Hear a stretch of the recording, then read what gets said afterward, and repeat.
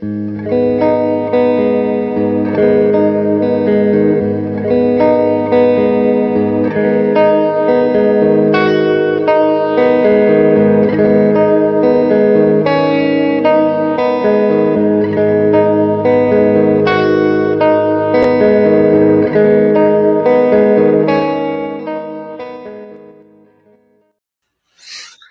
morning, good evening, and wherever the sun may find you. My name is Walt, and this is Coffee and Concepts on Keystroke Medium. This morning we have Ben Stevens with us. This morning, I said that twice. Never mind. The coffee is not as free and flowing as it should be. Ben, how are you today? I'm doing good. Just a little cold this morning, Walt. You have lost power, those bastards. Yeah, Texas is not made for the winter, and this is a 50-year record for us as far as temperatures, outside temperatures, and snowfall. So they just don't have the infrastructure that a lot of the northern states have. Like I'm born and raised in Alaska, but I moved to the south to get away from the cold, and it seems to have followed me. So it's currently 57 degrees Fahrenheit in the house, 2 degrees Fahrenheit outside. I'm drinking iced coffee because there's no electricity. You don't have like kids or pets that you could have them run in a circle around it to warm it up? That would be nice. Yes. Yeah. My son is 20, and the only running he does is with his thumbs. And he must be. He's actually really good at it. He must be tweaking right now. Yeah, he probably is. With the no power. And then again, they have mobile gaming. But I do have a nice blue heeler Australian cattle dog that he likes. He's a big boy, but he thinks he's a lab. Oh, and we lost him. So while we're waiting for him to come back, let's say good morning to some people. We have Lucas Connor. Good morning, Lucas. Welcome aboard. We have Leo Vaccaro here. Good morning, sir. And then, of course, Mr. Ben Stevens logging back in. There he is. I'm sorry about that. It's all good. It's all good. What must have happened was the blue eeler tried to eat the internet. Yeah, it's just not a good connection, unfortunately. It's probably power issues. I'm sorry. That's all good. So real quick, we're going to get into our coffee before we smash through our concept. We've been talking about roasting coffee, and today we're going to talk about roasting a dark roast. If you're going to do a dark roast, you're waiting for that second crack. So like we've talked before in the last couple of shows, you're putting this over a flame, you got it in a frying pan, however you're doing it. Some people even use an air popcorn popper.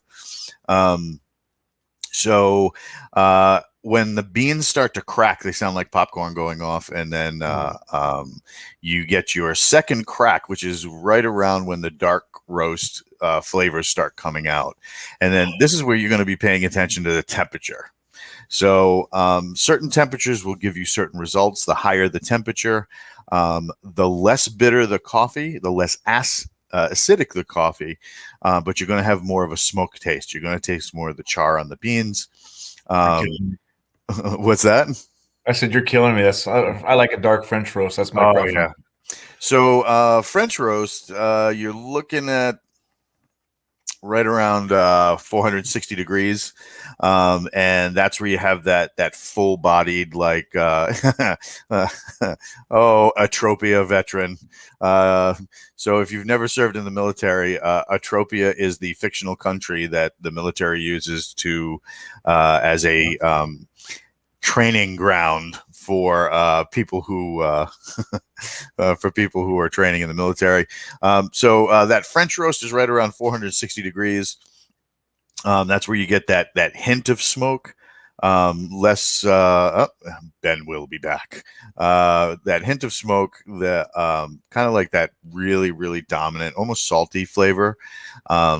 And then you got, of course, other things in that range. You got the Vienna roast, you got the Italian roast, which things like the Italian roast are my favorite. You get that really heavy, salty taste, almost like espresso. And then Ben is back. Good morning, sir. Yeah, it's probably going to keep happening, man. So just every time it kicks me out, I'll just log back in. And right on. Yeah, we're not scared. The boss, Josh Hayes, is here. Heyo. Good morning, sir. Hey, Mr. Josh, what's up, buddy?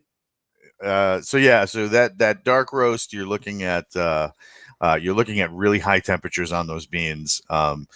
My favorite, of course, being Sumatra, the native soil where that is grown. It has an earthy taste to it. It's not so salty, so it's got a nice balanced flavor. But speaking of balanced flavor, Ben, we hear that you have a book out. Yeah, it's actually the latest release. When it's kind of funny, it's the latest and the first. It was my first novel that I ever wrote. It was previously published under Superversive Press with a different title and a different cover, and they went out of business, and the rights were returned to me.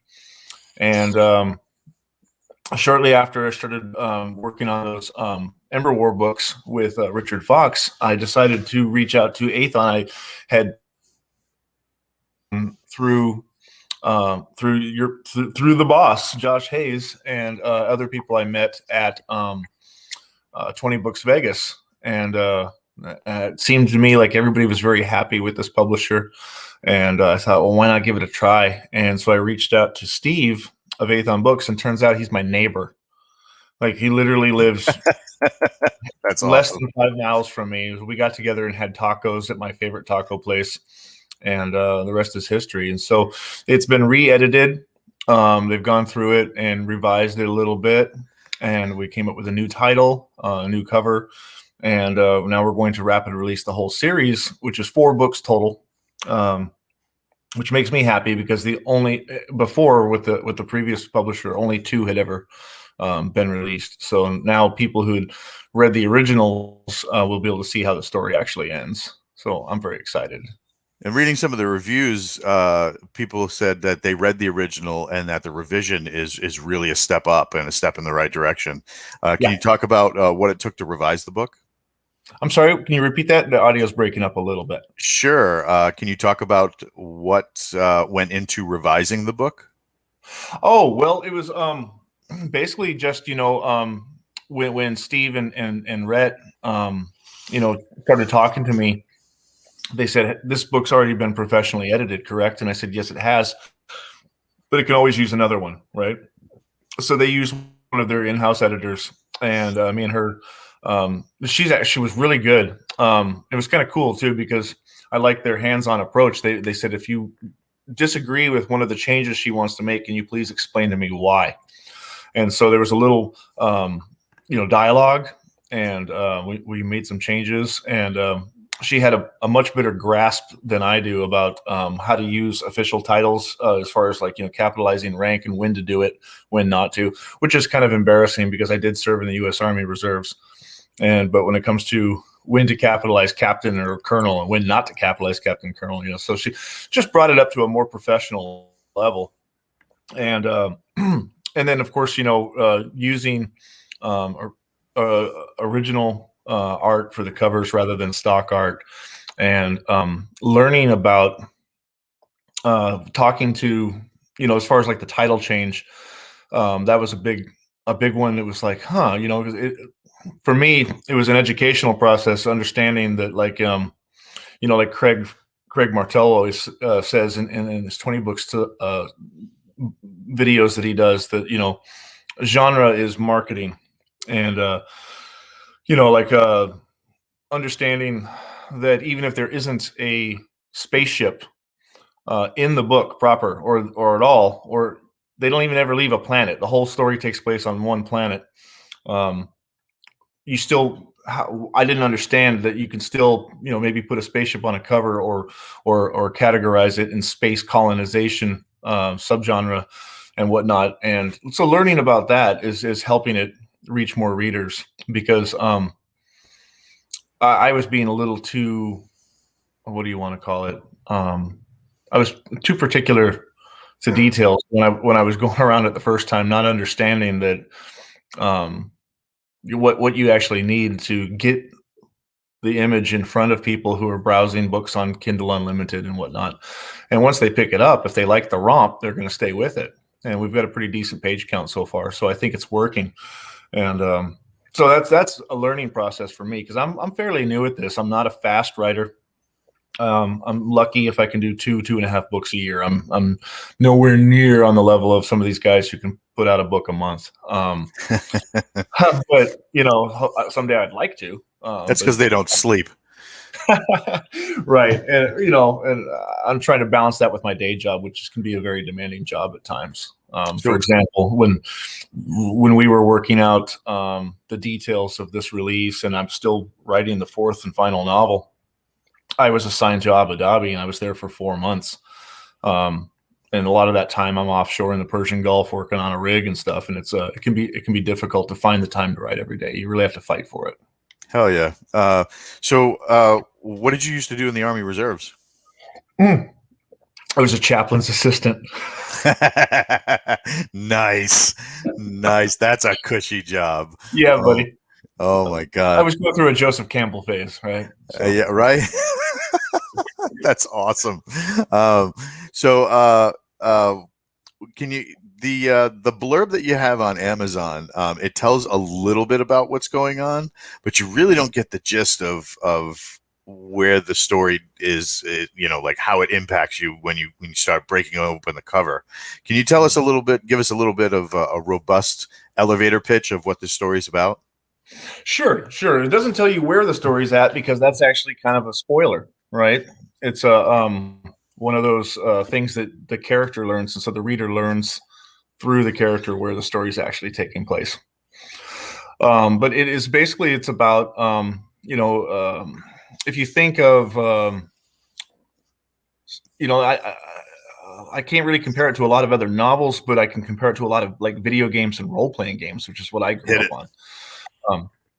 So there's like kind of a post-apocalyptic feel, but there's this one city-state, if you will, a nation of humans who have not only survived but thrived, and they're like the last bastion, if you will, against the howling darkness of the world outside. And there's these like the video or no, like the role-playing game Rifts. I don't know if you remember that from Palladium. I have the Savage Worlds version right on my shelf. It's taking up like a quarter of the bottom shelf. The thing is huge. Yeah, it's a great game, and like that or Shadowrun is another one I can compare it to. It's got the feeling where the humans are living in this arcology, this massive fortress, if you will, and outside in the wilderness, which they call the rough. There are these portals that just open randomly and deposit invasive species or aliens onto the planet and wreak havoc and whatnot. And so our main character, our protagonist, is a soldier in the human army. He just graduated from his training, he becomes of age, gets his first assignment as an officer. He gets a small squad of soldiers who are assigned to motorized infantry, and they have these, really badass little motorcycles, like from the ones from the Robotech show, right? They don't transform. Yeah, like cyclones, exactly. I just didn't want to throw that out there. I didn't know who would get it. They don't transform into armor or anything like that, but they come with weapons, and they wear, body armor like the Halo guy or like the Doom guy, and they go out on this mission and trying to save the world from the invasive species. But as the story progresses, he ends up becoming contacted by one of the supposed enemy, because not only are aliens being thrown onto the planet, but from the time that the apocalypse happened to the present, exponentially more and more and more natural-born humans are beginning to change and exhibit basically like X-Man powers, mutant abilities, psychic powers, things of that nature, and that's highly illegal because the whole bastion of humanity that we were talking about, the chairman, the president of that nation, the only human nation, is really big about purity. We want to maintain the purity of the race. We want to maintain the purity of the planet. We can't have these demonic powers changing humans, and we can't have aliens running amok. And that's what it's all about. But then John starts to figure out that there's more to the story. And maybe they're not actually invading, right? And so he has to, basically decide who's right, who's wrong, and what is good. Oh no, that is such the worst place to lose him.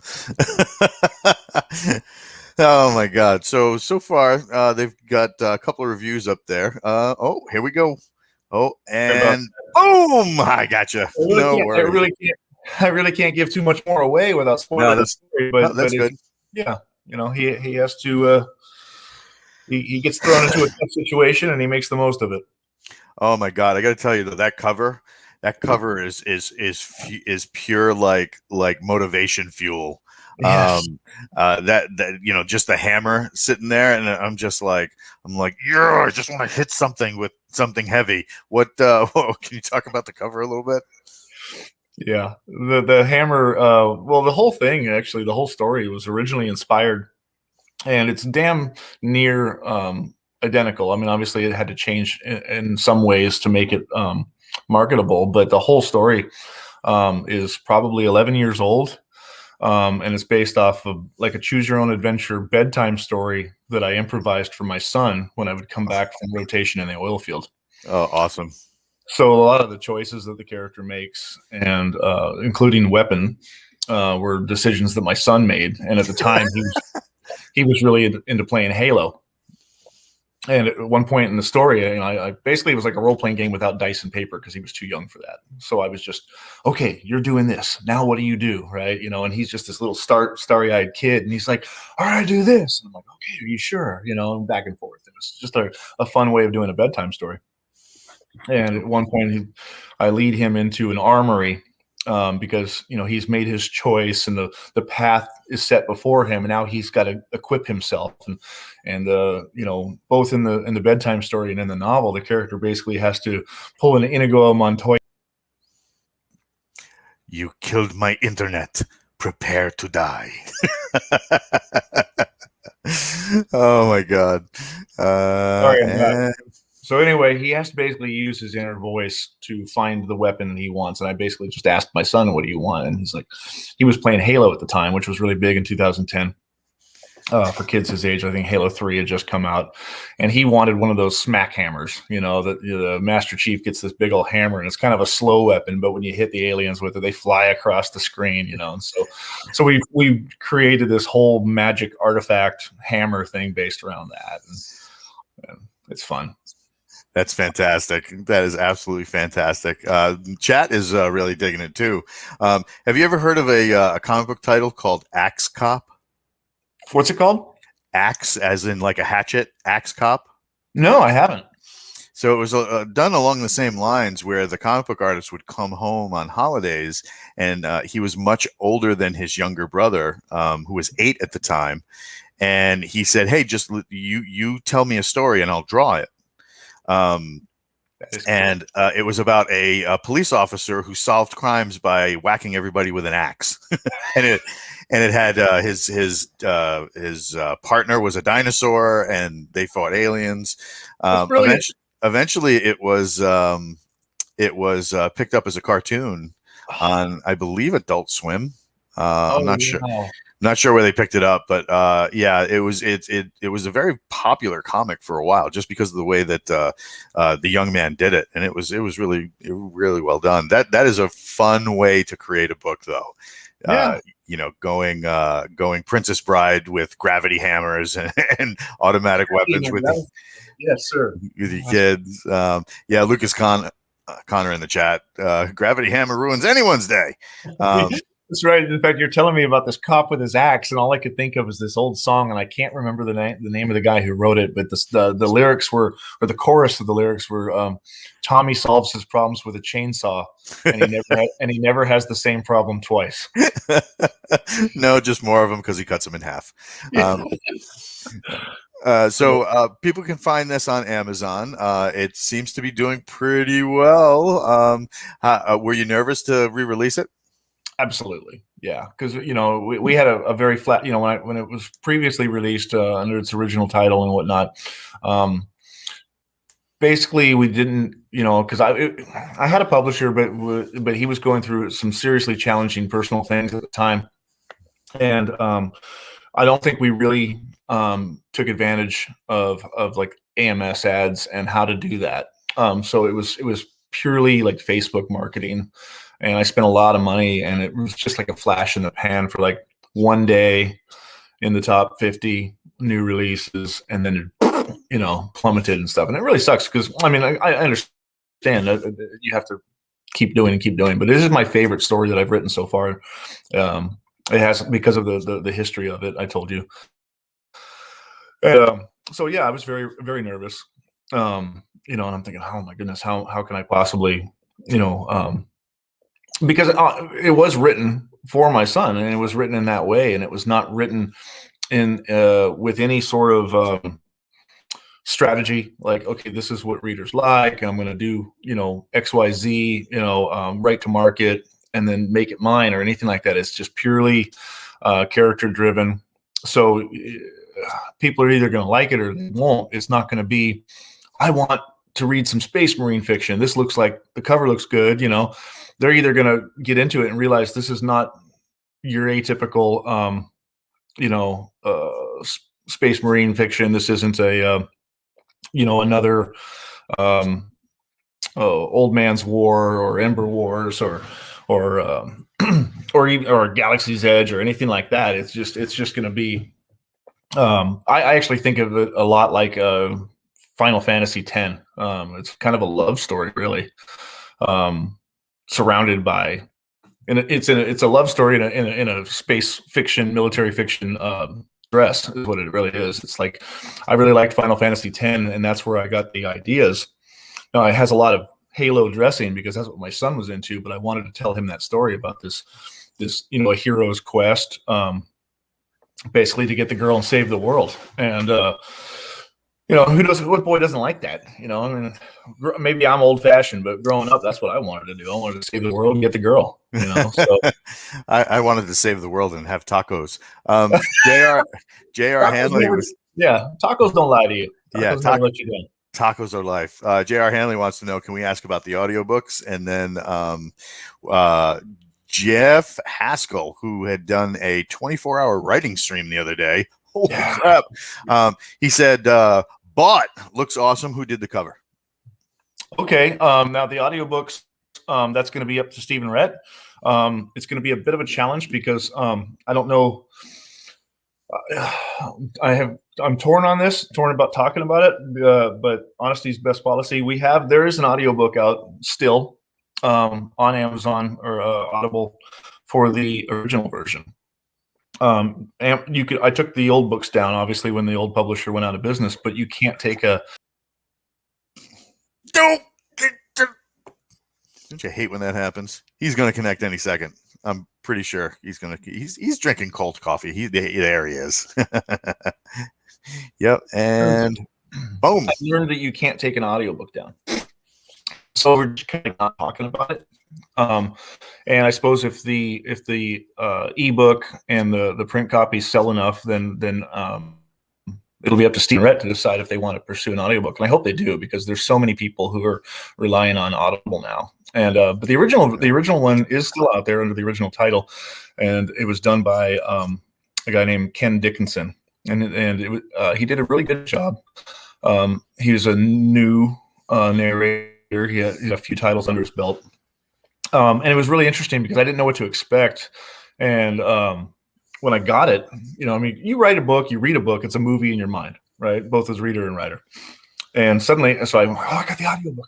I'm listen to somebody else read my story. And I read it, and I was like, the movie in my mind has just shifted from what I expected to the BBC version. Ken Dickinson did everybody in a different variation of a British accent. So it was fun. Oh my goodness, I never expected that. And to hear a Scottish man try to do a female Latino accent, because two of the main characters are Hispanic females, Maya and Lucy. And, so you imagine this red bearded Scottish broke guy going, "Hey, pendejo, yo," That's awesome. Yeah, it was great. So I don't know if we're going to do it or not, but I hope we do. And as far as who did the cover, that would be, oh gosh, what I met him at 20 Books, and he's got a couple different names. That's why I always have trouble remembering him. Like he's got like a secret identity. What's that? Like he has a couple of names. Like he has a secret identity. Basically, yeah, because he goes by his initials on Facebook, and that's what always throws me. Gotcha. But he was passing out business cards and stuff, and actually, Jeff Haskell's wife was standing there talking to him, and I approached them both and picked up both of their trifolds because they both do impressive work. And she actually complimented him right in front of me, saying, "You know, you're such a good artist. I wanted to hate you, but you're such a nice guy." I want to say his name was starts with a J. Oh, come on. JR Designs. Oh, there you go. Yeah. Jay Caleb, Jeff. Jay Caleb is in the chat. Yes. And so that's why Jeff, Jack. Yeah. Because I remember when it comes to Facebook, it's like, yeah, it's Jay Caleb. Yeah. So we have this first book, Invasive Species, on Amazon now. A bunch of people in the chat have gone out and just bought it while we were talking. So that's super awesome. Right. So Thank you so much. We had like Patty went out and bought it. Jeff went out and bought it, as well as saved us on the name for that artist. What's the second book and when can we expect it? Appreciate it, gentlemen. Hope you like it. So what's the name of the second book and when can we expect it? The second book is already up for pre, so is the third. The second one is called Hostile Genus, and the third is called The God Seed. And it will be available. The second one will be available next month, and the third one will be available the month after. We're going to be a bit of a longer wait for the fourth one because of what happened to me being sent to Abu Dhabi. I kind of fell off the map there a little bit, but we're about halfway done with the fourth book. So I'll just got to get my act together and finish it, and then we'll put that through the editing process. But we have the cover for the fourth, which I am very excited about because it's got a mech on it, and everybody likes a mech. Everybody likes a mech. Hey, thanks for coming out and talking with us, especially since you're in the middle of like Blizzard Town with no power. Yeah, it actually dropped a degree in here. It's 56 now, so but I feel warmer. It must be the coffee. Even though it's cold. When the next book drops, can we have you come back and talk about coffee, and hopefully you have warm coffee this time? Yeah, we'll hopefully so, God willing. And, or maybe I'll be calling you from Abu Dhabi. I'm looking forward to going back, and we're just waiting for COVID to kind of relax so I can get back to work and make some more money. Inshallah. Inshallah. Yeah, right. Hey, thanks again for coming out. We really appreciate it. We want to say thanks to the chat for coming out. We have, of course, we have in just a little bit, a couple of hours and some change. Oh no, we lost him again, but that's all right. He'll be back. A couple hours and change. We have Keystroke Medium Live.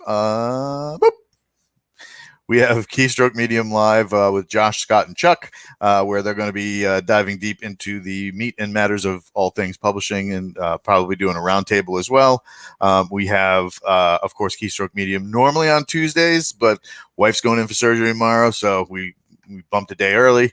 And then we have The Writer's Journey on now Saturday nights at 8 p.m. Eastern with Lauren and Kayleen doing first-time author topics as well as topics of review for the long-time author, and mentions of interest for those who are readers but want to get into that author highlight. Friday at 3 p.m., Lauren is saying. So she initially started at 3 p.m. That's awesome. And here comes Ben back. We have Josh Gayu doing long form storytelling on YouTube, and James S. Aaron doing The Marathon Author also on YouTube. These are shows you need to check out. We're having a great time reading, writing, and doing everything in between. It's really crazy that you're in two places at once. Co-location is one of my skills. So this Friday at 3 p.m.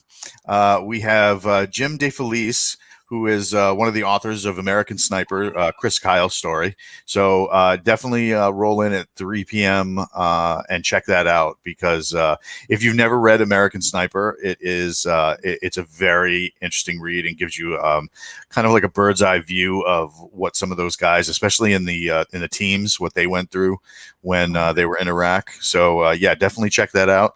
And we'll catch you next time on Coffee and Concepts, where we're doing caffeine, writing, and everything in between. I don't know. I tried something on the fly. We'll get it better next time.